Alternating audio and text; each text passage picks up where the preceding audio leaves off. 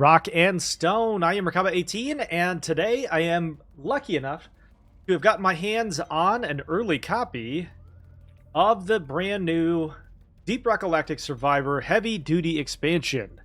So I wanted to do a couple of videos to help you guys and girls out with what is coming. This video is going to be a basic rundown of everything coming in the expansion, DLC, and game update. So the content is broken down in two pieces essentially here. For everyone who owns the game, you are getting a update, which includes a bunch of stuff. And then for those of you who purchase the paid DLC, you'll have some other updates as well.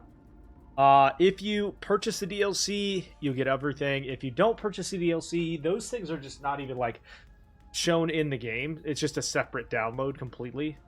And it'll integrate directly into the game. So let's start with the base game updates. Everyone is getting endless mode, so they are not including that in the DLC. That is just part of the game now. And it comes in the form of elimination. You will be able to equip up to 15 different artifacts. I have put out a tier guide list, which I will link to at the end of the video. For those of you who don't know, there are 30 artifacts, so you get half of the available artifacts, and then it caps out. So 1 through 10 in endless mode is basically going to be a constrained or like faster paced version of everything that we've already played in elimination already. And then from tier 10 to 11 and then so on, you're basically going to get exponentially harder and more challenging until you are eliminated. So endless mode is for everybody. That is not going to be part of the DLC, which is really good to see, honestly. There are some new mastery milestones, including people able to get more mastery points, including Hazard 5 and above, which is really cool. I was really hopeful that they would do that, include that as part of the game-wide update. There is a new tag system, which is going to help understand tags a little bit better and how they synergize and how they upgrade a little bit better. This is also going to be a part of the necessary upgrades that come with the DLC, but everybody is getting the basic sort of rundown tag system is being overhauled in a good way. There are also some graphic, physics, and XP cube changes so that they are a little bit more optimized and easier to pick up, etc. So that's included as the base game update for everyone. Now, if you pay for the DLC, you will be getting the following. The Demolisher, which comes with 3 new classes. You will get... there are 3 class mods, excuse me. Demolisher has 3 subclasses: the Contractor, Grid Runner, and Operator. We'll run down each of those in just a little bit. But basically, Contractor is sort of high health, lower speed, better health regen.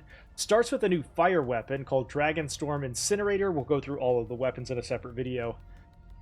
This is just the basics. Grid Runner is about speed, mobility, and higher damage voltage, which is sort of orienting around electricity. It starts with increased potency and the new twin coil arc blaster electric weapon, which is pretty cool.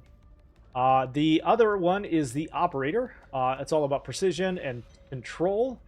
They start with increased percentage of lifetime, and they start with the Slither drones. They also have access to all drones. So we'll see. I'll put class guide out for that to dive deeper into all of the different subclasses, put out builds so that you all know what to expect. But that's basically the new class. They drive around in a bulldozer is also what you should probably know.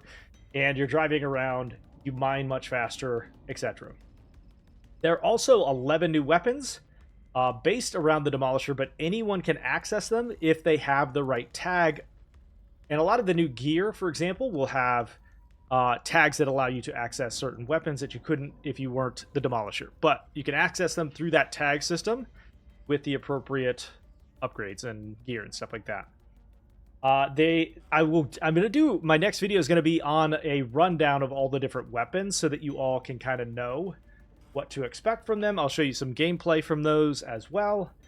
And then there is the Egg Hunt mission.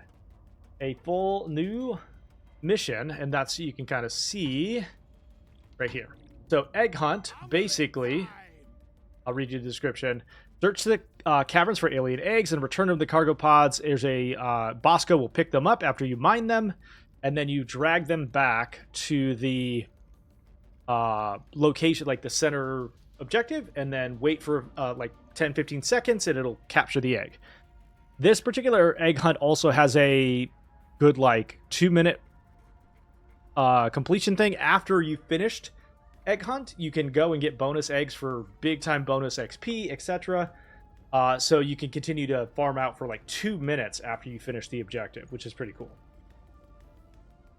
Those are going to be in each of the new sectors, including the new map, all the way from Hazard 1 to Hazard 5. So we're going to be grinding through all of that new content as well.